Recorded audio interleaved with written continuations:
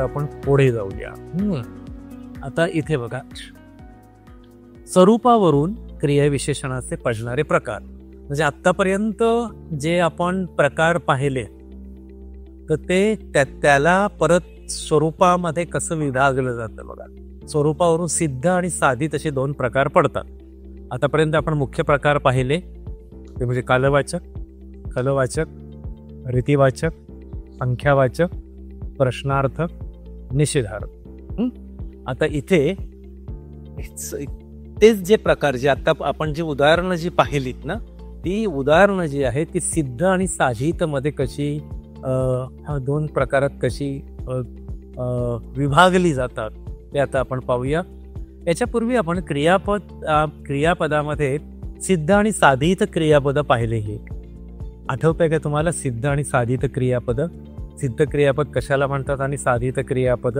समजा मी असं एक उदाहरण घेतलं की आईचे डोळे पाणावले, हे सिद्ध आहे की साधित आहे? सांगा. आईचे डोळे पाणावले नाही, हे साधित आहे.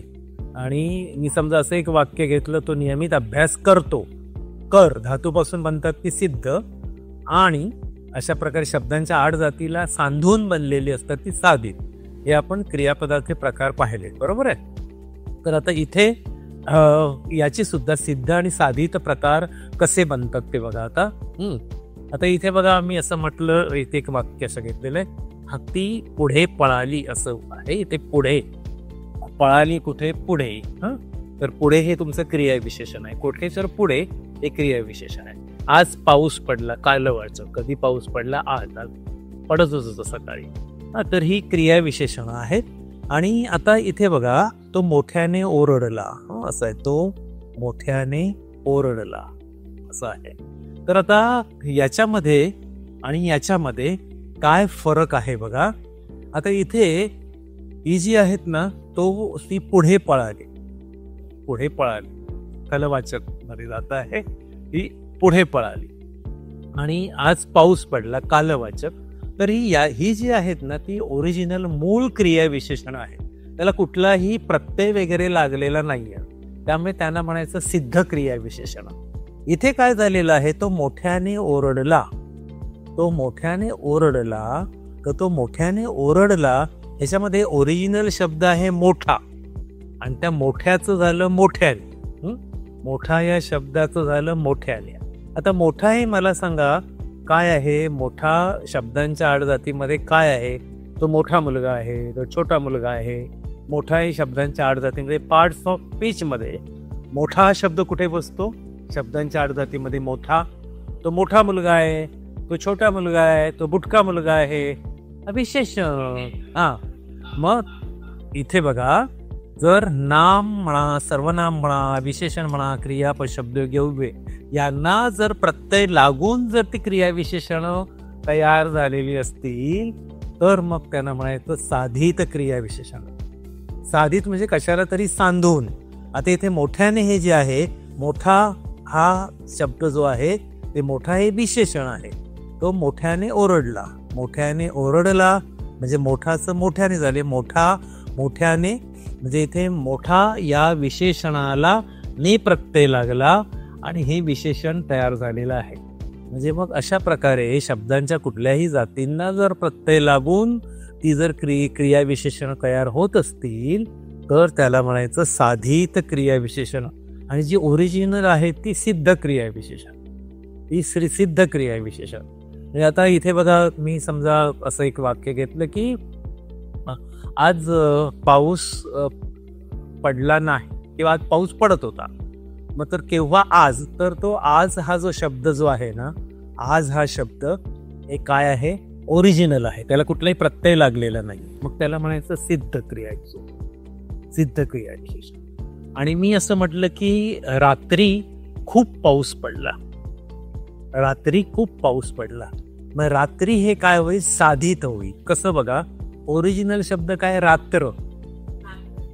त्या रात्राला ई प्रत्यय लावून तो रात्री झाला, रात्र तर रात्री झाला. मग अशा प्रकारे जर प्रत्यय वगैरे लागून त्याच्यात मूळ शब्दात बदल होत असेल तर ते साधित होतं. आणि जी ओरिजिनल जी क्रियाविशेषणं जी आहेत ना, ती ओरिजिनल क्रियाविशेषण म्हणजे सिद्ध आहे. ओरिजिनल क्रियाविशेषण म्हणजे सिद्ध क्रियाविशेषण आहे. आणखी एक दोन मी तुम्हाला उदाहरणं सांगतो, पुढे आपण पाहणार आहोत, पण तत्पूर्वी आत्ताही काही उदाहरणं सांगतो. समजा मी असं एक घेतलं की तुम्हाला उदाहरण दिलं, मागे उभा मंगेश, पुढे उभा मंगेश. मागे उभा मंगेश, पुढे उभा मंगेश. हे काय होईल? सिद्ध की साधित एवढंच पण मला ते गाणं आहे ना, सिद्ध. मागे उभा मंगेश, पुढे उभा मंगेश. हा मंगेश म्हणजे शंकर. तर ते यांचं मंगेशकर कुटुंबियांचं ते कुलदैवत आहे. मागे उभा मंगेश, पुढे उभा मंगेश, देव माझा माझ्याकडे पाहतो आहे. तर मग ते स्थलवाचक होत आहे. परत स्थलवाचक आहे, स्थितीदर्शक आहे, स्थलवाचक होत आहे आणि तो ओरिजिनल शब्द आहे. सिद्ध म्हणजे ओरिजिनल. आणि मग त्याला कुठलेही जर प्रत्यय लागत असतील तर मग ते साधित क्रियाविशेषण होतं. आणि समजा मी असं एक उदाहरण घेतलं की संध्याकाळी हवेत गारवा होता, मग संध्याकाळी, मग हे काय होईल? संध्याकाळी. आत्ताच सांगितलं होतं मी तर साधित म्हणजे ओरिजिनल शब्द जो आहे तो संध्याकाळ म्हणजे मूळ शब्द आणि नाव आहे ना, संध्याकाळ हे नाव आहे. त्या संध्याकाळचं झालं संध्याकाळी, त्यामुळे ते झालं तुमचं साधित. लक्षात घ्या, साधित याचा अर्थ कशाने तरी तो सांधलेला, त्याला काहीतरी लागलेला आहे आणि ते झालं साधित. आणि सिद्ध म्हणजे ते ओरिजिनल. लक्षात. ठीक आहे. तर हे सिद्ध आणि साधित मधला हा फरक आहे. आता जे मी सुरुवातीला मुख्य प्रकार जे घेतले ते घेणंही अत्यंत आवश्यक होतं, त्याच्याशिवाय याच्याकडे आपण डायरेक्ट गेलो तर ते लक्षात आलं नसतं. त्यामुळे सिद्ध आणि साधित म्हणजे ओरिजिनल क्रियाविशेषण, आणि इथे त्याच्यामध्ये बदल होतो आहे थोडासा, म्हणजे प्रत्यय वगैरे लागून जी तयार होतात ती साधित क्रियाविशेषण होत असतात. आता इथे बघा मी काही अधिक उदाहरणं घेतलेली आहेत, ती आता आपण जरा पाहूया. तर इथे बघा, पहिल्यांदा सकाळी, मगाशीच मी सांगितलं मी सकाळी व्यायाम करतो. मी सकाळी व्यायाम करतो. आता ओरिजिनल शब्द काय आहे? सकाळ. आणि त्या सकाळचं सकाळी झालं म्हणजे कसं? सकाळ अधिक त्याला ई प्रत्यय लागला आणि मग ते सकाळी झालं, म्हणजे तुमचं होईल साधित क्रियाविशेषण अव्यय. आणखी खूप पुढेही जाऊन जर त्यांनी विचारलं मोठ्याने हे सिद्ध की साधित, तर आपल्याला मोठ्याने हे झालं तुमचं साधित आहे आणि प्लस विशेषण साधित क्रियाविशेषण अव्यय. आणि इथे हे जे सकाळी जे आहे ते सकाळी काय होईल? नामसाधित क्रियाविशेषण अव्यय. सिंपल आहे, कारण सकाळ, दुपार, संध्याकाळ ही नावं झाली आणि ते नावाला सांधून, नावाला जोडून ते क्रियाविशेषण अव्यय बनलेलं आहे. त्यामुळे ते होईल तुमचं नामसाधित क्रियाविशेषण अव्यय. सिंपल. आलं लक्षात? आता पुढे बघा, तो खेळताना पडला. आता खेळताना पडला, आता इथे बघा खेळताना पडला हे पण क्रियाविशेषण. पडण्याची क्रिया कधी झाली? खेळताना. मग खेळताना ही क्रियाविशेषणच आहे. पडला कसा? खेळताना. केव्हा पडला? खेळताना. तर मग आता इथे पण खेळताना हा जो शब्द आहे तो खेळताना तो धातूपासून बनलेला आहे. अगदी आपण अगदी पहिल्या लेक्चरला पाहिलेलं आहे. जी धातू साधित जी असतात ना ती धातूंपासून बनतात. धातू साधित म्हणजे काय? तर क्रियावाचक शब्दामधला मूळ शब्द, त्याला आपण धातू म्हणतो. जसं बसतो, बसते, बसतात, त्याच्यामध्ये बस धातू, त्याच्यामध्ये क्रिया असते. लक्षात घ्या, तो शब्द क्रियावाचक असायला पाहिजे. आता तो खेळताना पडला. खेळताना पडला खेळण्याची क्रिया आहे आणि त्या क्रियेमध्ये खेळत असताना तो पडला. फुटबॉल खेळत असेल किंवा आणखी काही कुठला खेळ खेळत असेल किंवा उभा खो खो खेळत असेल, धावत असेल पटकन उभा खो खोला खो देण्यासाठी आणि तो पडला. मग आता इथे धातूपासून बनलेला आहे म्हणून ते तुमचं झालं धातू साधित क्रियाविशेषण. हो, हस धातू आहे. हा तो हसताना रडला. मी आता इथे बघा कधी कधी काय खूप आपल्याला आनंद झाला, आपण हसतो हसतो हसतो आणि डोळ्यातून असे अश्रू पण यायला लागतात. आनंद अश्रू असतात ते बऱ्याच. ठीक आहे. त्यामुळे ते काय होईल तुमचं धातू साधित. धातू आहे, धातू आलं की सिंपल धातू साधित क्रिया विशेषण अव्यय. आता पुढचं जे आहे ना सामासिक क्रिया. आता आपल्या समास हा जो भाग आहे ते आपण सेपरेट तो चॅप्टर घेणार आहोत, सेपरेट तो घटक आपण घेणार आहोत. तर त्याच्यामध्ये काय असतं सामासिक शब्दांमध्ये समासाचे जे काही विविध प्रकार आहे, आता त्याच्यामधला जो पहिला प्रकार आहे अव्ययीभाव समास, त्याच्यामध्ये ना हे पुनरावृत्ती झालेले शब्द असतात. गावोगावी, दारोदारी, जन्मोजन्मी, गल्लोगल्ली, पानोपानी असे जे शब्द असतात, तर ते त्याच्यातला जो पहिला प्रकार आहे, तर ते हे जे शब्द जे आहेत ना ते सामासिक शब्द आहेत, लक्षात ठेवा समासाच्या प्रकारामध्ये. तर तो समास हा आपण सेपरेट भाग बघणार आहोत.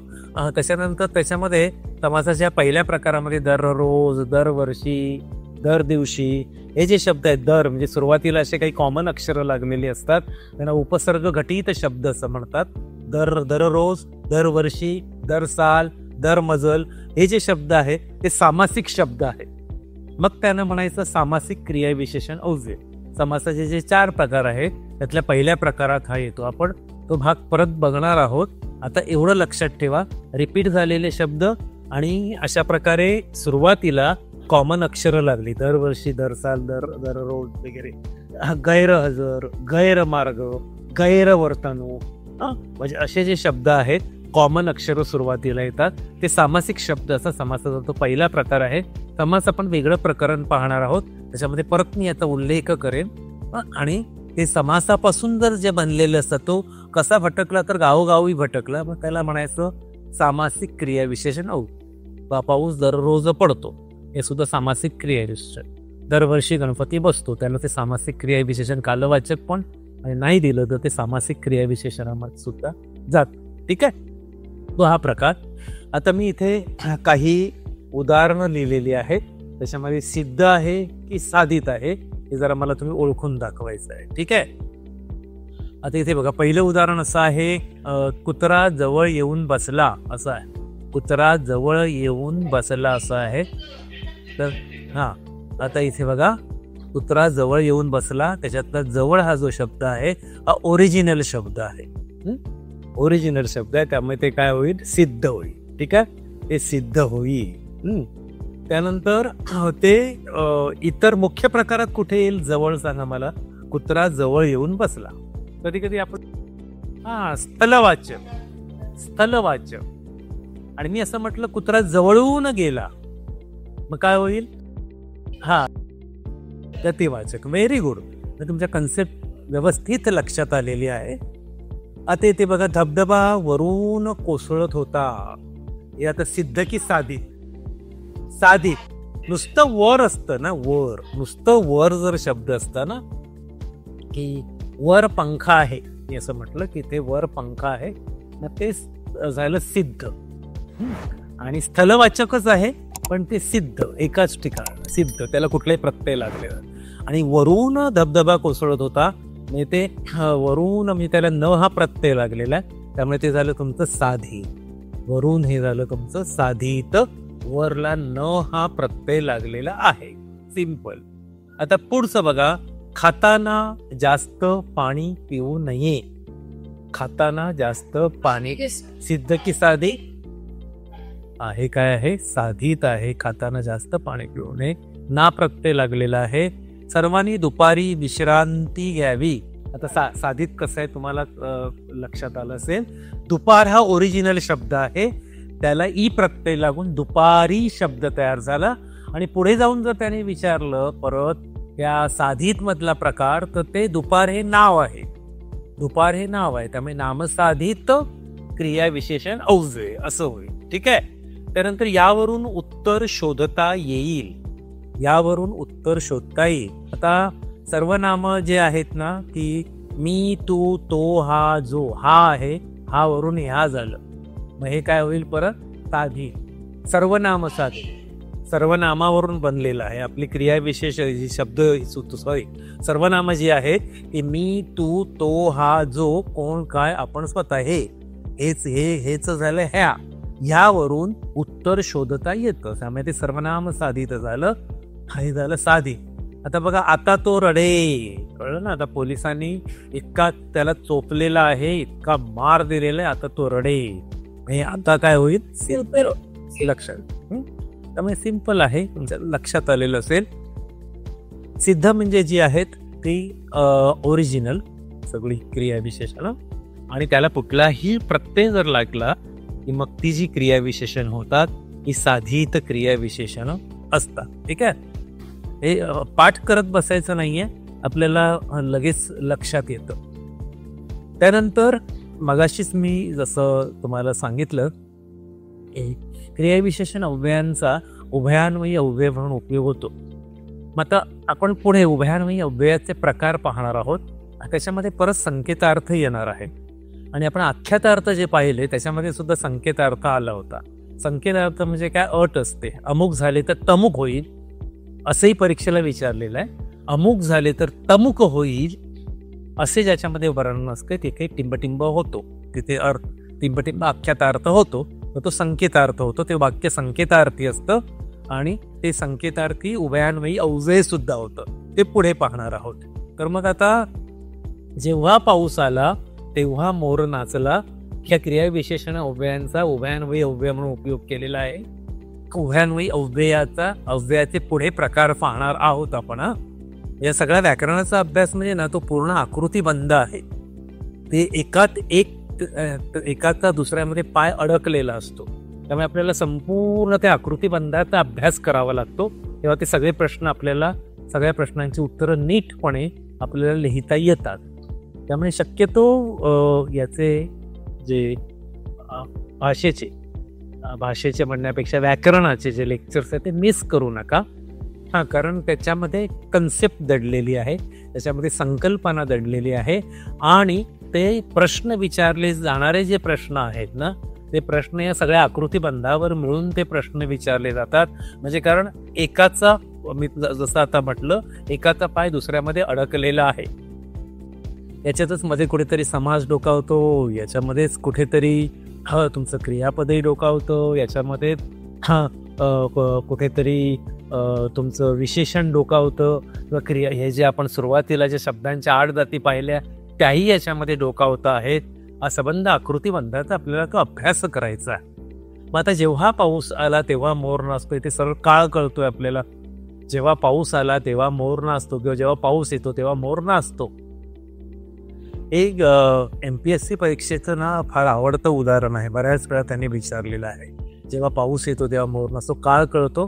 मगाशीच मी तुम्हाला सांगितलं, जेथे जातो तेथे तू माझा सांगाती, येथे स्थलवाचक आहे. मग त्यांनी जर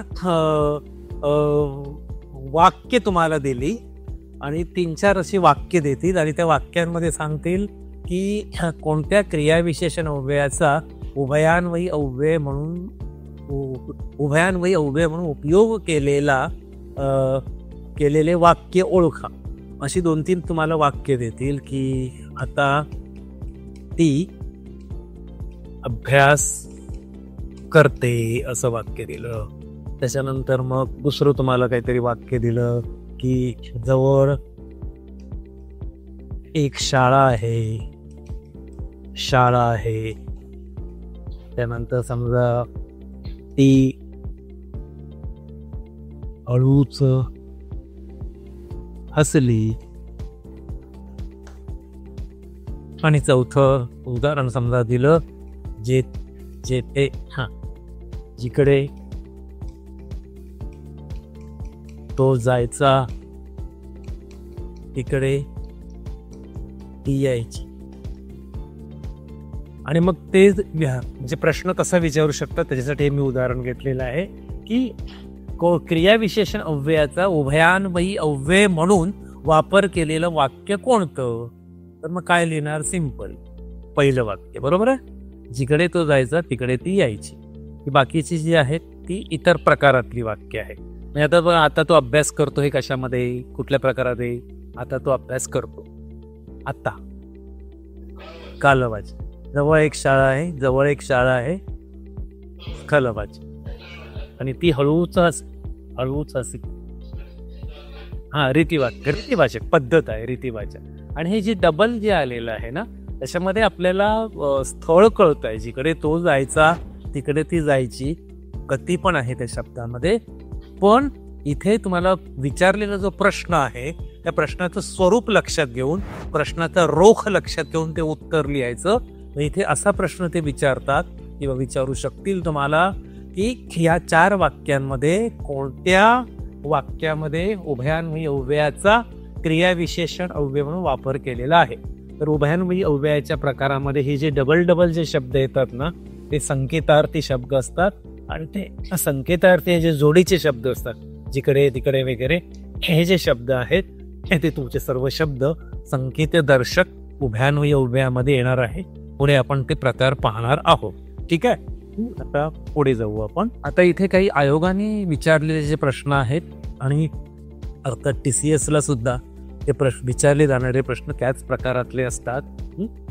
तर आता आपण पाहूया जरा त्याची तुम्हाला उत्तरं कितपत देता येत आहेत.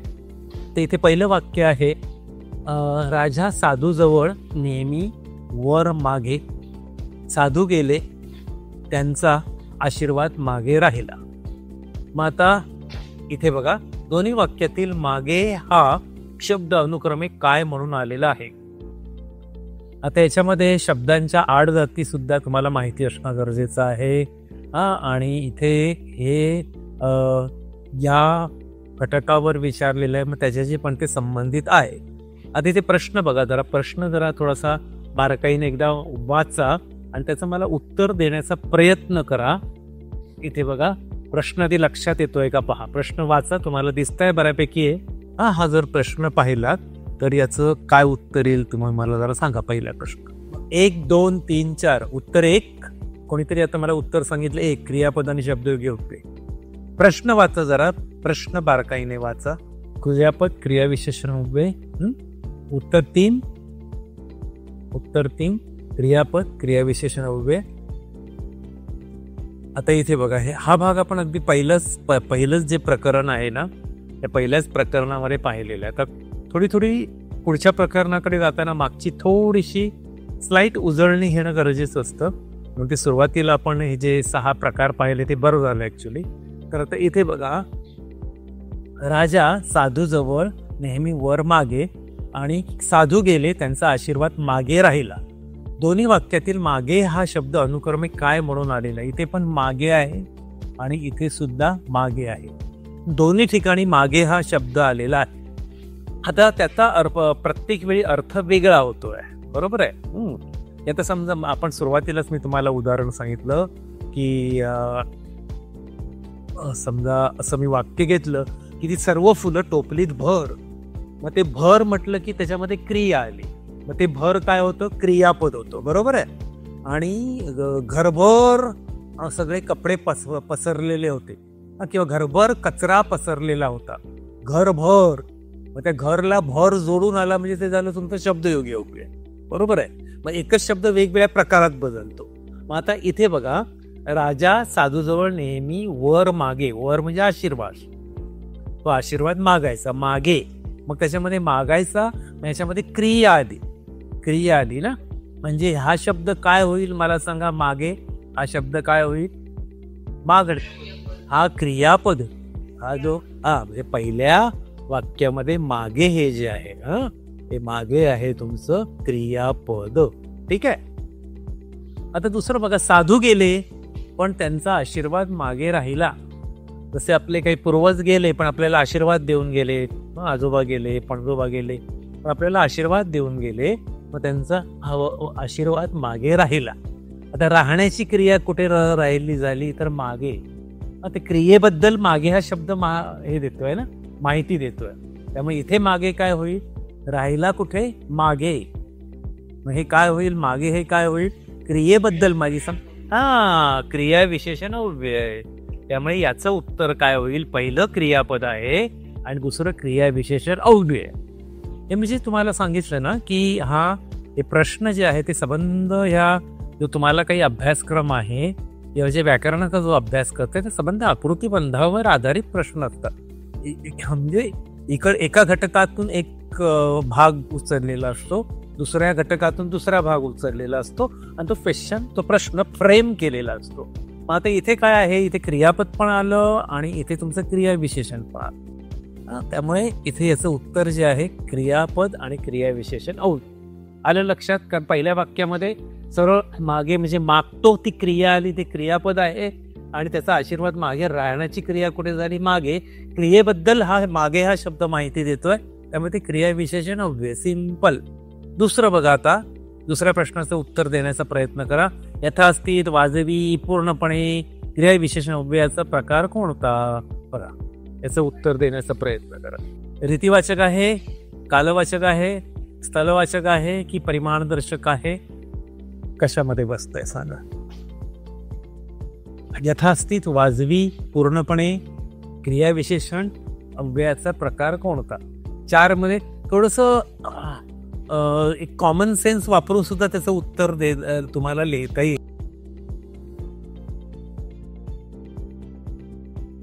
बरोबर आहे, वाजवी दरात म्हणतो ना आपण, किंवा पूर्णपणे, यथास्थित. तर मग त्यातल्या एखाद्या शब्दावरून सुद्धा लिंक लागते, कारण हे काय पद्धत नाहीये किंवा हे इथे काळ पण कळत नाहीये, हे स्थळ पण कळत नाही, उरलं काय? परिमाण. त्यामुळे हे आहे परिमाणदर्शक क्रियाविशेषण अव्यय. सिंपल. ठीक आहे. आता पुढे बघा, हा पुढचा अत्यंत सोपा आहे. पुढचा प्रश्न जो आहे तो पहा. इथे दिलेले न ना या क्रियाविशेषण अव्ययांचा क्रियाविशेषणाचा प्रकार ओळखा. मग आता त्याचे जे पर्याय दिलेले आहेत, फक्त ए बरोबर, ए आणि बी बरोबर, आणि फक्त सी बरोबर, फक्त डी बरोबर. काय आहे? फक्त काय आहे त्याच्यामध्ये? ए बरोबर. हे तुमचं सॉरी, फक्त सी बरोबर, म्हणजे उत्तर तुमचं 3 येईल, 3 नंबर येईल. की फक्त सी बरोबर, कारण हे निषेधार्थक क्रियाविशेषण अव्यय आहे. ठीक आहे. तर इथे अशा प्रकारे तुम्हाला हे विविध जे प्रकार आहेत, हे विविध प्रकार तुम्हाला लक्षात ठेवायचे आहेत. ठीक आहे. आता इथे बघा, हा एक प्रश्न आहे बघा. तो भरभर बोलतो, यातील भरभर हा शब्द अव्ययाचा कोणता प्रकार आहे? क्रियाविशेषण अव्यय, शब्दयोगी अव्यय, केवल प्रयोगी अव्यय आणि उभयान्वयी. काय होईल? क्रियाविशेषण. क्रियाविशेषण आहे. आणि क्रियाविशेषणाच्या प्रकारात कुठे बसेल सांगा मला? तो भरभर बोलतो, बोलण्याची क्रिया भरभर झाली, रीतिवाचक क्रियाविशेषण होईल. ठीक आहे.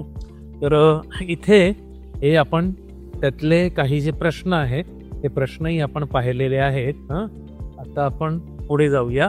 याच्यातला आणखी एक भाग आहे, तो आपण पाहणार आहोत. आता इथे बघा, हे आपण पाहिलं, भरभर जे आहे हे भरभर तुमचं रीतिवाचक क्रियाविशेषण झालं. आता इथे बघा, एक विधान असं लिहिलं की तो चांगला गातो, असं उदाहरण आहे ना. त्यानंतर दुसरं उदाहरण, इथे समजा मी ती घेतलं, तर ती हे काय होईल? हेच विधान आपल्याला लिहायचं आहे. ती चांगली गाते. बरोबर आहे, ती चांगली गाते. त्यानंतर तिसरं, ते चांगले गातात. ठीक आहे, ते चांगले गातात असं आहे. त्यानंतर इथे मी असं लिहिलं, घोडा जलद पळतो. घोडा जलद पळतो. आता या घोड्याचं स्त्रीलिंगी रूप काय आहे? घोड्याची मिसेस घोडी. घोडी. इथे हेच विधान आपल्याला कसं लिहिता येईल? जसं आता तो चांगला गातो, आपण तोच स्त्रीलिंगी सर्वनाम घेतलं तर ती चांगली गाते, आणि अनेक वचनात घेतलं की ते चांगले गातात. बरोबर आहे. आता हे चांगला हा जो शब्द ओरिजिनल काय आहे? चांगला मुलगा. ओरिजिनली तो विशेषण आहे. बरोबर आहे. त्यामुळे हा विशेषण साधित क्रियाविशेषण अव्यय आहे. एक विशेषण साधित क्रियाविशेषण आहे, लक्षात घ्या. आता तो घेतला की तो चांगला गातो, ती चांगली गाते, ते चांगले गातात. घोडा जलद पळतो. जलद हे क्रियाविशेषण आहे. पळण्याची क्रिया कशी झाली? जलद. मग ते कुठल्या प्रकारातलं जलद हे क्रियाविशेषण येईल मला सांगा? कुठल्या प्रकारातलं येईल क्रियाविशेषण जलद? रीतिवाचक. रीतिवाचक. घोडा जलद पळतो. आता घोड्याचं स्त्रीलिंगी रूप, घोड्याची मिसेस घोडी जलद पळते. त्यानंतर याचं अनेक वचनी रूप, एक घोडा, अनेक घोड्याचं काय होईल, घोडे. मग घोडे, अनेक घोडे जलद पळतात असं आहे. ठीक आहे. आता इथे पळत, इथे जलद जलद जलद, इथे चांगला चांगला चांगला.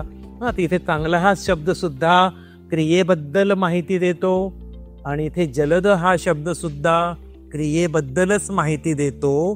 पण या क्रियाविशेषणामध्ये आणि या क्रियाविशेषणामध्ये काहीतरी फरक आहे आणि त्याच्यावरून सुद्धा त्याचे प्रकार पडतात किंवा त्याच्यावरून त्याला काय म्हणायचं ते मी तुम्हाला सांगणार आहे. आता इथे बघा, जरा ऑब्झर्व करा या उदाहरणाकडे आणि या उदाहरणाकडे. मी तुमच्या लक्षात येईल, तो चांगला गातो, ती चांगली गाते, ते चांगले गातात. घोडा जलद पळतो, घोडी जलद पळते, घोडे जलद पळतात. इथलं क्रियाविशेषण आणि तिथलं क्रियाविशेषण याच्यामध्ये तुम्हाला काय फरक जाणवतो आहे ते जरा मला सांगायचं आहे. काय फरक जाणवतोय बघा. चांगलं धातू कसं होईल, चांगलं धातू नाही होऊ शकत. म्हणजे धातूमध्ये त्याच्यापासून इतर क्रियावाचक शब्द तयार झाले पाहिजेत. आणि क्रियावाचक शब्दातला मूळ शब्द हे विशेषणापासून बनलेला आहे. म्हणजे खेळताना, नाचताना, हसताना, मग ती धातू साधित होती. धातू साधित क्रिया आहे. खेळ, नाच, हस वगैरे असं आहे. तो हसताना रडला, किंवा तो नाचताना पडला वगैरे, ती धातू साधित आहे. आता याच्यामध्ये काही धातू नाहीये. म्हणजे बघा, हेच मला हवं होतं. काय आहे बघा, इथे पण क्रियाविशेषण आहे आणि हे पण मी अंडरलाईन केलेले शब्द जे आहेत ना, ही पण क्रियाविशेषण आहेत आणि ही पण क्रियाविशेषण आहेत. पण दोघांमध्ये फरक काय आहे बघा, ती क्रियाविशेषणं जी आहेत ना ती बदलत गेलेली आहेत. ते पुल्लिंगीचं स्त्रीलिंगी केलं की चांगलाचं चांगली होतं. आपल्याला तर ती चांगला गाते असं आपण नाही म्हणा, आपल्या कानाला खटकतं ते चांगले गातात, ते चांगला गातात नाही, आपल्या कानाला खटकणार ते. त्यामुळे इथे आपल्याला त्या ओरिजिनल क्रियाविशेषण आहे त्याच्यामध्ये बदल करावा लागतो. मग ज्याच्यामध्ये बदल होतो, आपण शब्दांच्या 8 जाती पाहिल्या, त्या शब्दांच्या 8 जातीमध्ये ज्याच्यात बदल होतो ते विकारी असतात, त्याला आपण म्हणतो विकारी. आणि ज्याच्यामध्ये बदल होत नाही त्याला आपण काय म्हणतो, शब्दांच्या 8 जाती अव्यय म्हणतो. अविकारी. आणि अविकारीला दुसरा शब्द आहे अव्यय. आणि ज्याच्यामध्ये बदल होतो त्याला आपण म्हणतो विकारी आणि त्यालाच दुसरा शब्द आहे सव्यय.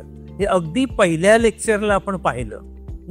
तर मग आता इथे याच्यामध्ये बघा, जलद जलद जलद याच्यामध्ये काहीही बदल झालेला नाहीये, बरोबर आहे.